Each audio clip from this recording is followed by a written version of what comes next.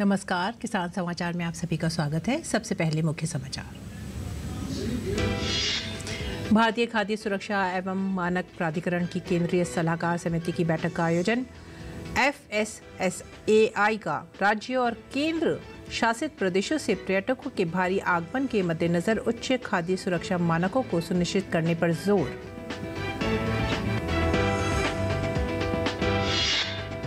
किसानों को जल्द किया जाएगा फसल बीमा राशि का भुगतान। राजस्थान के कृषि मंत्री ने किसानों को जल्द लंबित बीमा क्लेमों का भुगतान करने का दिया निर्देश। वर्ष 2017 से 2022-23 तक बीमा कंपनियों में लगभग 77 करोड़ 98 लाख रुपए के बीमा क्लेम है लंबित।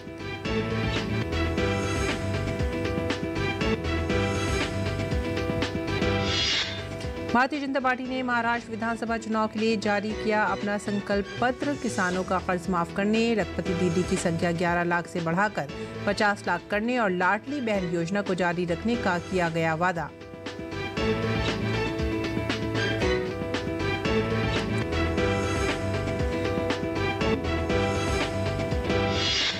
राजस्थान सरकार ने शुरू की गोवर्धन जैविक उर्वरक योजना। किसान को खेतों में वर्मी कंपोस्ट यूनिट लगाने पर मिलेगा लागत का 50% अनुदान। प्रदेश के 18,900 किसानों को लाभान्वित करने का है लक्ष्य।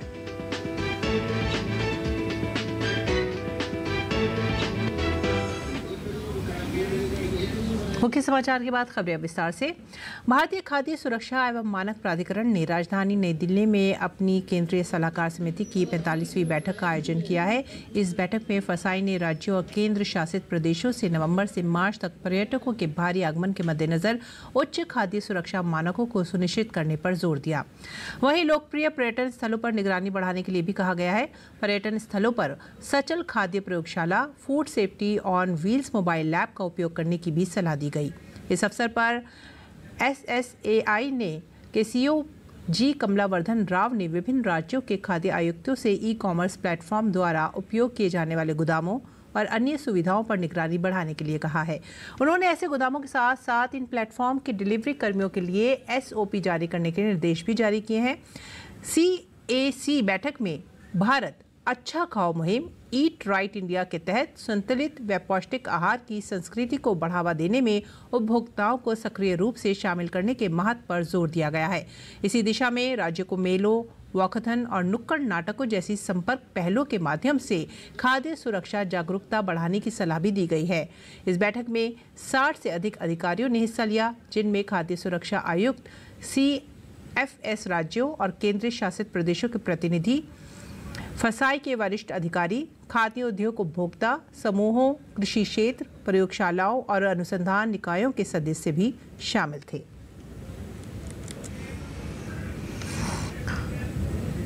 और आइए बात करते हैं फसल बीमा की। देश में किसानों को प्राकृतिक आपदाओं से होने वाले नुकसान की भरपाई के लिए प्रधानमंत्री फसल बीमा योजना चलाई जा रही है, लेकिन कई बीमित किसान ऐसे हैं जिन्हें फसल नुकसानी के बावजूद भी अभी तक बीमा क्लेम नहीं मिल पाया है, जिसको देखते हुए राजस्थान के कृषि मंत्री डॉक्टर करोड़ी लाल ने किसानों को जल्द लंबित बीमा क्लेमों का भुगतान करने का निर्देश दिया है। उन्होंने कहा है कि प्रधानमंत्री फसल बीमा योजना के अंतर्गत कृषकों के विगत वर्षों के लंबित बीमा क्लेमों के निस्तारण के लिए राज्य सरकार प्रयास कर रही है। फसल बीमा योजना के अंतर्गत वर्ष 2017 से 2022-23 तक बीमा कंपनियों में लगभग 77 करोड़ 98 लाख रुपए के बीमा क्लेम लंबित हैं।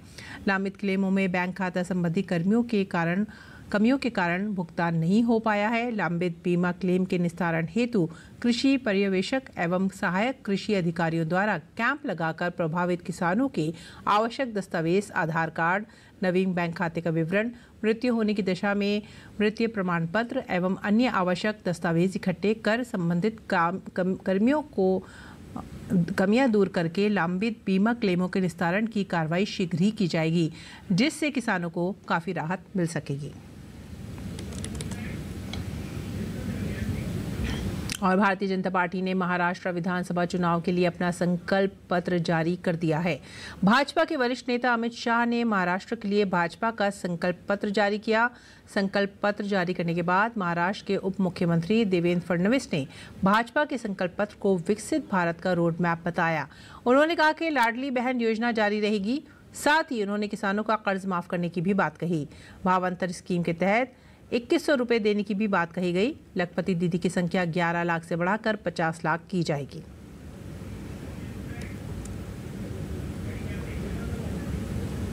और अमित शाह ने आशा वर्कर और आंगनबाड़ी कार्यकर्ताओं का बीमा कराया जाएगा, ये बात कही, और उनका वेतन 15,000 तक बढ़ाया जाएगा।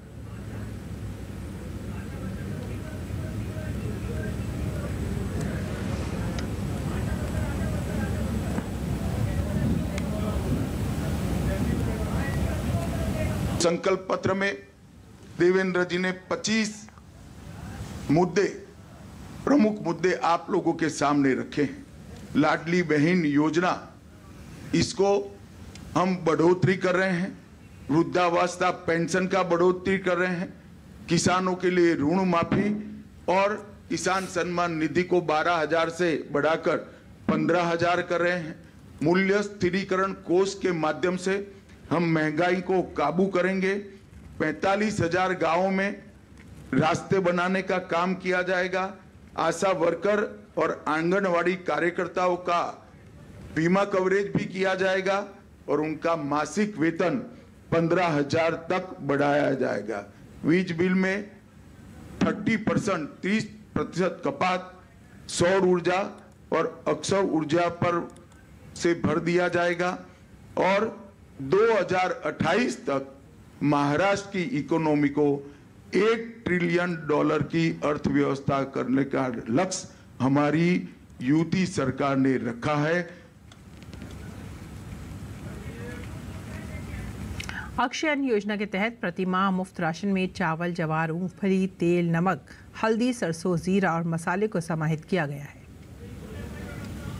अक्षय अन्न योजना के तहत प्रति माह मुफ्त राशन में चावल, ज्वार, मूंगफली, तेल, नमक, हल्दी, सरसों, जीरा और मसाले, इस सबको समाहित किया जाएगा और कौशल जनगणना का देश में सबसे पहला प्रयोग हम महाराष्ट्र में करेंगे।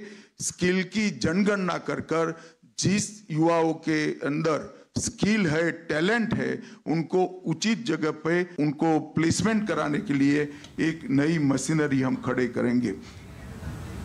और राजस्थान सरकार ने पशुओं के गोबर से जैविक खाद बनाने और इसका इस्तेमाल करने वाले किसानों के लिए गोवर्धन जैविक उर्वरक योजना शुरू की है। इसके तहत किसान को खेतों में वर्मी कंपोस्ट यूनिट लगाने पर लागत का 50% अनुदान या अधिकतम 10,000 रुपये अनुदान मिलेगा। इसके लिए प्रदेश के 18,900 किसानों को लाभान्वित करने का लक्ष्य है। योजना के तहत किसानों को अपने खेतों में वर्मी कंपोस्ट यूनिट लगानी होगी। इस योजना से रासायनिक खेती से बढ़ रहे दुष्प्रभावों को कम करने में मदद मिलेगी। वहीं मिट्टी का उपजाऊपन भी बढ़ेगा। इस योजना के लिए किसान साथी पोर्टल पर ऑनलाइन आवेदन शुरू हो गए हैं। किसी भी पात्र किसान ई मित्र के जरिए आवेदन कर अधिकतम 10,000 रुपये प्रोत्साहन राशि प्राप्त कर सकते हैं।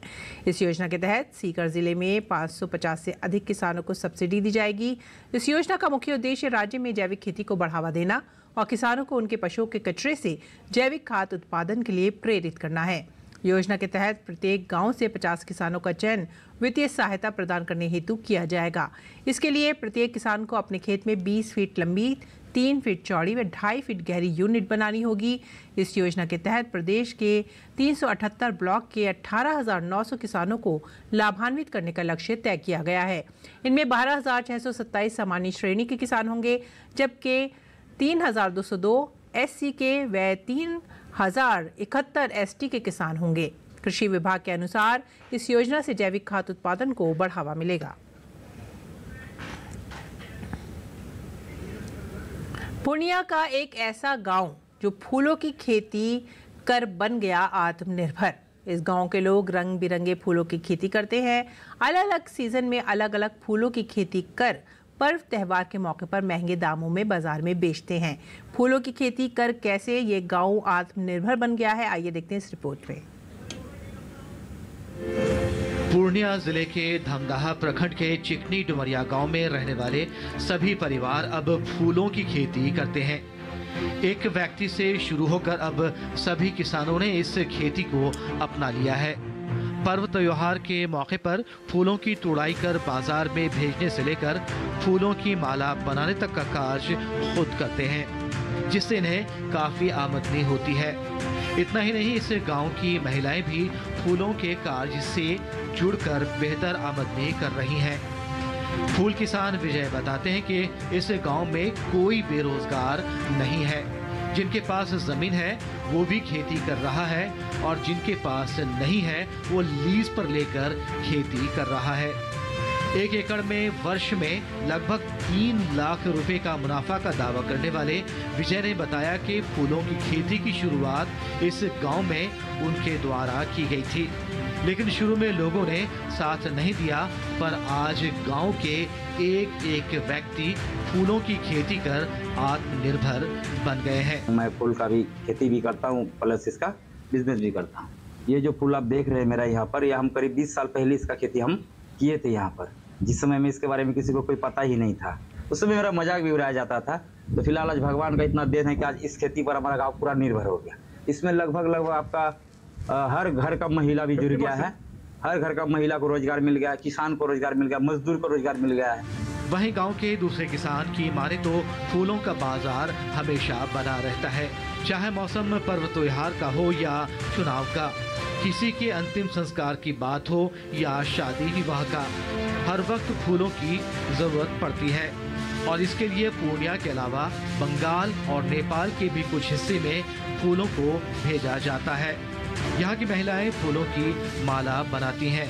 तो लगभग 50 से ऊपर, ज़्यादा 50 से ऊपर किसान फूल का खेती कर रहा है। इसका बाजार मान चलिए पूर्णिया में है, हम लोग पूर्णिया करते सेलिंग, पूर्णिया पूरा सेलिंग कर रहे हैं। दिवाली के मौके पर, हाँ, दीपावली में पूर्णिया में हम लोग का ज़्यादा, दीपावली में, छठ में हम लोग का पूर्णिया में, ये हम लोग का 2 सीजन में हम लोग का सेलिंग पूरा होता है। चिकनी डुमरिया गांव के लोग अन्य किसानों की तरह पहले पारंपरिक खेती किया करते थे, लेकिन विभिन्न तरह के फूलों की खेती कर न सिर्फ खुद समृद्ध हुए बल्कि गांव को भी आत्मनिर्भर बना दिया है। गांव के लोग अब मजदूरी या नौकरी करने बाहर नहीं जाते, बल्कि अपने खेतों में ही बेहतर कमाई कर लेते हैं। ब्यूरो रिपोर्ट, डीडी किसान। और अब बात करेंगे हल्दी की खेती की। बिहार के किसान इन दिनों हल्दी की खेती बड़े पैमाने पर कर रहे हैं। इससे उन्हें सालाना लाखों रुपए का मुनाफा हो रहा है। हल्दी के उत्पादन के लिए बलुई दोमट मिट्टी की ज़रूरत पड़ती है। ऐसी मिट्टी इसके लिए अच्छी मानी जाती है। हालांकि मौसम में हो रहे बदलाव की वजह से हल्दी में कीड़ा लगने की चुनौती भी होती है।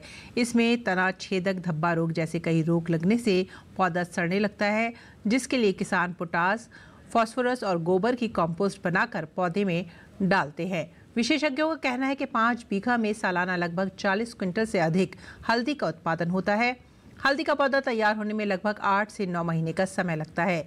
इसकी खेती ज़्यादातर आषाढ़ माह से शुरू होती है और कार्तिक माह तक ये लगभग तैयार हो जाती है।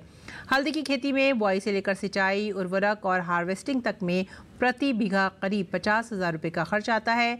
इस वक्त हल्दी 60 से 70 रुपये प्रति किलो की दर से थोक में बेची जा रही है। वहीं कच्ची हल्दी प्रति किलो 25 रुपये बिक रही है। हल्दी औषधीय गुणों से भी भरपूर है। सब्जी के साथ साथ इससे स्वास्थ्य लाभ के लिए भी इस्तेमाल किया जाता है।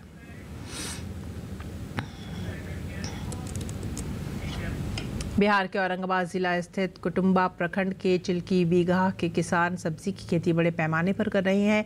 किसान ज्ञानेश्वर मेहता पिछले 25 वर्षों से हल्दी की खेती करते हैं और उससे उन्हें लाखों रुपए सालाना का मुनाफा होता है। किसान ज्ञानेश्वर मेहता ने लोकल 18 बताया कि अम्बा की मिट्टी बलुई और दोमट मिट्टी है। यही वजह है कि यहाँ पर दर्जनों ऐसे किसान हैं जो 20 बीघा में ही सिर्फ हल्दी की खेती करते हैं। किसान ज्ञानेश्वर मेहता भी 5 बीघा में खुद हल्दी की खेती करते हैं। और आइए अब रुख करते हैं राजस्थान का। राजस्थान के अजमेर ज़िले में पुष्कर का अंतर्राष्ट्रीय पशु मेला दुनिया के लिए आकर्षण का केंद्र बना हुआ है। मेले का शुभारंभ राजस्थान सरकार में कैबिनेट मंत्री सुरेश रावत ने पूजा अर्चना और ध्वजारोहण के साथ किया।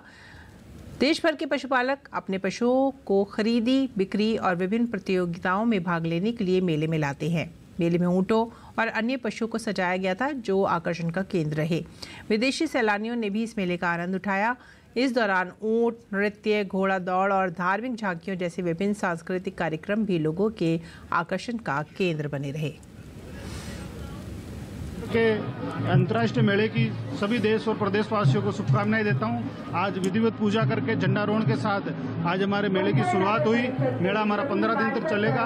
रोज नृत्य या रंग बिरंगे अलग अलग प्रकार के कार्यक्रम होंगे। पूरे विश्व के लोग पुष्कर मेले का अलग अलग रूप में आनंद लेते हैं। इस बार पर्यटक काफी बढ़े हैं क्योंकि बीच में कोरोना काल भी रहा। इस बार हमारी जो व्यवस्था है, हमारे प्रशासन के लोग हैं, चाहे कलेक्टर साहब हो, एसपी साहब हो, सभी विभागों के लोगों ने मिलकर इस बार पुष्कर में अच्छी व्यवस्था की है। लोगों को किसी प्रकार की समस्या नहीं हो, इसके लिए हमने अलग अलग सेंटर भी बनाए हैं, सुविधा सेंटर। और पराली को समाप्त करने के लिए किसान कर रहे हैं मशीनों का इस्तेमाल। जी हाँ, 1 घंटे में 1 एकड़ खेती से पराली समाप्त हो जाएगी। वायु प्रदूषण को रोकने का हरियाणा के किसानों का ये प्रयास वाकई काबिल तारीफ है। रोहतक के धामड़ गांव में अब किसान पराली को नहीं जलाते हैं। गांव अब ग्रीन जोन में आ चुका है, जिसका श्रेय कहीं ना कहीं CII फाउंडेशन को जाता है, जिसने रोहतक जिले के 6 गांवों में पराली प्रबंधन के लिए 39 मशीनें दी हैं।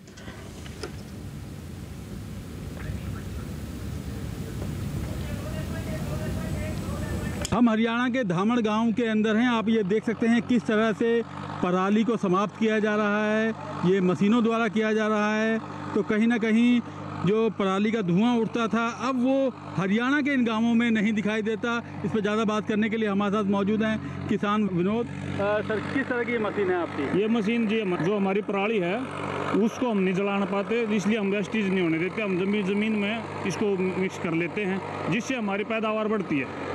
पैदावार बढ़ने से हमारे को फसल में फ़ायदा होता है। बीज यूरिया कम डलता है, DAP कम डलता है। ये कौन सी मशीन है जो आप इस समय ट्रैक्टर में इस्तेमाल कर रहे हैं? ये गवर्नमेंट द्वारा दी गई सुपर सीडर है। Super seeder? हाँ, क्या काम रहता है सुपर सीडर? इसको पराली को जमीन के अंदर मिलाना, और जैसे मिट्टी है, मिट्टी को ऊपर लेके आना, बार बार तेल ज़्यादा ना जलना। इसके बाद आप क्या करेंगे इस जमीन के अंदर? इसके बाद में हम एक बार और बिजाई कर देंगे इसकी दोबारा इसी मशीन से। तो पूरी तरह पराली समाप्त हो जाएगी। करीब 1 घंटे के अंदर 1 एकड़ के अंदर पराली को समाप्त किया जा रहा है। ट्रैक्टर पर मौजूद हैं अनुज। क्या कहेंगे, किस तरह काम कर रहे हैं आप? ये बढ़िया है काम है जी, वातावरण को बचाने के लिए। किस तरह की मशीन लगाई है आपने ट्रैक्टर में? ये सुपर सीडर है जी। क्या काम करती है? ये बिजाई भी कर रहा है, ये पराली को भी अंदर समाप्त करते हैं, ज़मीन में अंदर घुसाते हैं, जिससे पराली समाप्त हो जाए और उसके बाद बिजाई कर लो। अपना बढ़िया तरीका है। कितना समय लगता है आपको ये सब कार्रवाई करने में? अभी किले में 1 घंटा लग जाता है, 1 एकड़ में 1 घंटा। 1 घंटा लग जाता है। हाँ। तो कहीं ना कहीं किसान पूरी तरह जागरूक हो चुके हैं कि प्रदूषण से अपना हरियाणा बच सके। इसको लेकर खास तौर पर ये लोग इन यंत्रों का इस्तेमाल कर रहे हैं। कैमरामैन कमलेश कुमार के साथ गिरीश निशाना, DD न्यूज़, रोहतक, हरियाणा। और आइए अब जानते हैं मंडी भाव।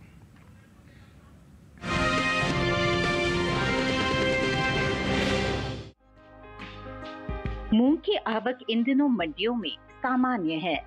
बात भाव की करें तो एक्बाटनेट के मुताबिक देश के अलग अलग मंडियों में मूंग के भाव कुछ इस प्रकार रहे। महाराष्ट्र की करजत मंडी में 8 नवंबर को मूंग का भाव था 6,500 रुपए। 9 नवंबर को इसके भाव में कोई बदलाव देखने को नहीं मिला और भाव 6,500 रुपए पर बना रहा। राज्य की ही पुणे मंडी में इस दौरान मूंग के भाव में नरमी दर्ज की गई। यहां 8 नवंबर को मूंग का भाव रहा 9,600 रुपए। 9 नवंबर को इसके सौदों में 100 रुपए गिरावट आई, जिसके बाद मूंग का भाव 9,500 रुपए पर आ गया। महाराष्ट्र की ही जलगांव मंडी में मूंग के भाव की बात करें तो यहाँ 6 नवंबर को मूंग का भाव रहा 5,500 रुपए। 9 नवंबर को इसके भाव में 500 रुपए का उछाल दर्ज किया गया, जिसके बाद मूंग 6,000 रुपए पर बिकी। जबकि राजस्थान की सादुलपुर मंडी में बीते शुक्रवार को मूंग का भाव रहा 6,900 रुपए। शनिवार को इसके भाव बिना किसी घटत बढ़त के 6,900 रुपए पर बने रहे। घरेलू स्तर पर इस साल कुल मूंग की पैदावार में कमी का अनुमान जताया गया है, जिसका असर मूंग के बाजार भाव पर पड़ सकता है। कृषि मंत्रालय के हाल ही में जारी अंतिम अग्रिम अनुमान के मुताबिक देश में साल 2023-24 के दौरान मूंग की पैदावार 31,03,000 टन होने की उम्मीद है, जो बीते साल की समान अवधि के दौरान 36,76,000 टन रही थी। बता दें, कुछ समय पहले ही केंद्र सरकार ने विपणन सत्र 2024-25 के लिए 14 खरीफ फसलों के न्यूनतम समर्थन मूल्य में बढ़ोतरी की है। इन 14 खरीफ फसलों में मूंग भी शामिल है। मूंग की एमएसपी साल 2023-24 के दौरान 8,558 रुपए प्रति क्विंटल थी, जिसे साल 2024-25 के दौरान 124 रुपए बढ़ाकर 8,682 रुपए प्रति क्विंटल तय किया गया है।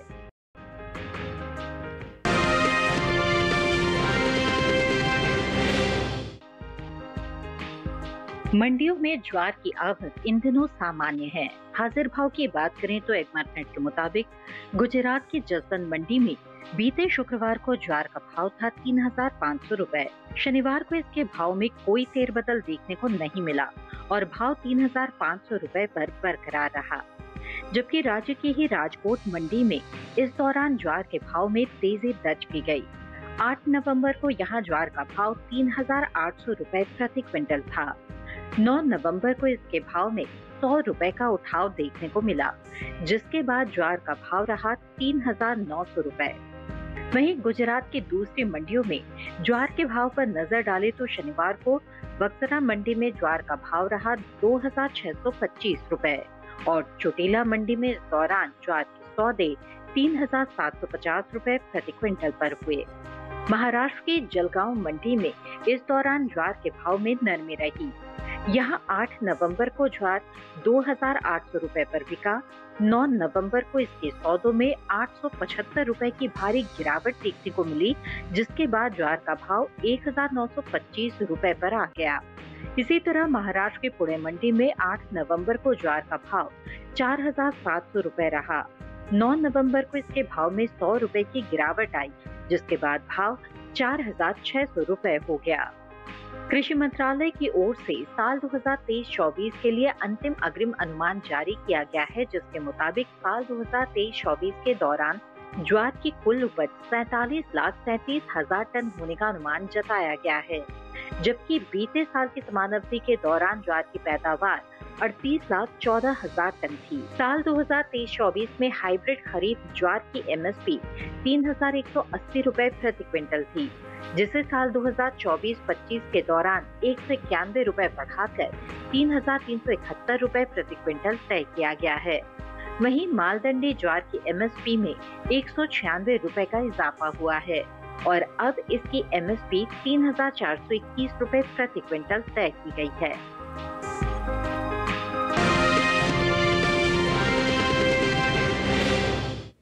और आइए बात करते हैं मौसमी खेती की। किसान इस मौसम में कैसे रखें अपनी खेती का ख्याल, देखते हैं। नमस्कार, आप देख रहे हैं डीडी किसान। मैं हूं एआई कृष और आज हम गुजरात के विभिन्न क्षेत्रों में होने वाली खेती किसानी से संबंधित सलाहों के बारे में पूरी जानकारी देंगे। मध्य गुजरात के किसान इस समय गेहूं के अलावा काबुली चना और धनिया की बुवाई करें। इसके अलावा यहां इस समय किसान आलू की रोपाई भी कर सकते हैं। मध्य गुजरात में ही इस मौसम में केले और अरहर में जरूरत के अनुसार सिंचाई करें। वहीं उत्तरी गुजरात के किसान इस समय सरसों की बुवाई का काम पूरा कर लें। इसके अलावा यहां चने की बुवाई जारी रखें, लेकिन बुवाई से पहले बीजों को उपचारित करें। उत्तरी गुजरात में ही 15 से 25 नवंबर के बीच गेहूं की बुवाई करें। इसके अलावा यहां इस समय जीरे की बुवाई करें और बुवाई के बाद उनमें हल्की सिंचाई करें। उत्तरी गुजरात के किसान इस समय कम और लंबी अवधि वाली आलू की किस्मों की बुवाई करें। इसके अलावा यहां इस समय तैयार कपास की चुनाई और शरीफा की तुड़ाई करें। वहीं दक्षिणी गुजरात में इस समय धान की कटाई जारी रखें। कटी हुई फसल को धूप में अच्छी तरह सुखाने के बाद घाई और भंडारण करें। इसके साथ ही यहां इस समय गन्ने की रोपाई जारी रखें। इसके अलावा गन्ने के खेतों से खरपतवार साफ करें। दक्षिणी गुजरात में ही इस समय सेम, चना और मूंग की बुवाई जारी रखें, लेकिन बुवाई से पहले बीजों को उपचारित जरूर करें। इसके साथ ही यहां इस मौसम में टमाटर, बैंगन, मिर्च, परवल और कुंदरू की रोपाई करें। इसके अलावा दक्षिणी गुजरात के किसान इस समय तैयार लोबिया और भिंडी की तुड़ाई जारी रखें। इसी तरह कृषि और किसानों से जुड़ी हर महत्वपूर्ण जानकारी के लिए हमारे साथ जुड़े रहिए और देखते रहिए डीडी किसान। धन्यवाद।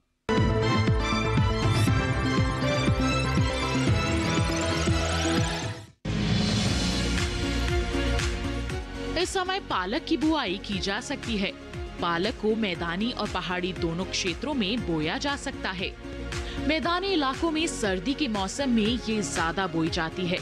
वैसे तो इसे किसी भी प्रकार की मिट्टी में बोया जा सकता है, फिर भी दोमट मिट्टी इसके लिए सर्वोत्तम मानी जाती है। अलग अलग राज्यों के लिए अलग अलग किस्में हैं। किसान वैज्ञानिकों से सलाह लेकर बीज का चुनाव कर सकते हैं। अच्छी नमी से बुआई करने पर तुरंत सिंचाई की जरूरत नहीं पड़ती। फिर भी बुआई के 8 से 10 दिन बाद सिंचाई करना आवश्यक है। इसके बाद 10 से 15 दिन के अंतराल पर सिंचाई करते रहें। पत्तियों की हर कटाई के बाद सिंचाई करना ना भूलें। खरपतवार नियंत्रण के लिए बोने के 15 से 20 दिन बाद पहली निराई गुड़ाई कर दें। पालक के लिए 2 से 3 बार निराई गुड़ाई करनी चाहिए। पत्तेदार सब्जियों में आमतौर पर बीमारी नहीं लगती, फिर भी अगर बीमारी लग जाए तो कटाई के बाद दवा छिड़कें ताकि पत्तियों पर दवाई का असर ना हो। वैसे पालक में सर्कोस्पोरा लीफ स्पॉट और डंपिंग ऑफ जैसी बीमारियों की आशंका रहती है। लीफ माइनर, चैंपा, माहू और इल्ली जैसे कीट पालक की पत्तियों को नुकसान पहुंचा सकते हैं। बचाव के लिए विशेषज्ञों की सलाह पर उचित दवाएं छिड़कें। ध्यान रखें कि फसल में किसी भी प्रकार की दवा का छिड़काव करने से पहले कृषि विशेषज्ञों से सलाह जरूर लें। पालक की 1 हेक्टेयर में 80 से 100 क्विंटल तक पैदावार होती है। इसे कई बार काटा जा सकता है।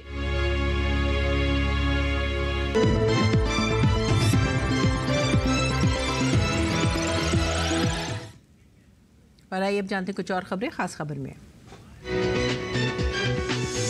महाराष्ट्र चुनाव के लिए महाविकास अघाड़ी का घोषणा पत्र भी आज जारी कर दिया गया। इस मौके पर कांग्रेस अध्यक्ष मल्लिकार्जुन खड़गे समेत महागठबंधन के अन्य नेता मौजूद रहे। झारखंड का रण जीतने के लिए सत्ताधारी दल हो या फिर विपक्षी दल पूरे दमखम के साथ चुनाव प्रचार कर रहे हैं। भाजपा ने झारखंड में दिग्गजों की फौज उतार दी है। उपराष्ट्रपति जगदीप धनखड़ ने नई दिल्ली के विज्ञान भवन में आयोजित Maharaja Agrasen technical education society के रजत जयंती समारोह कार्यक्रम में शामिल हुए।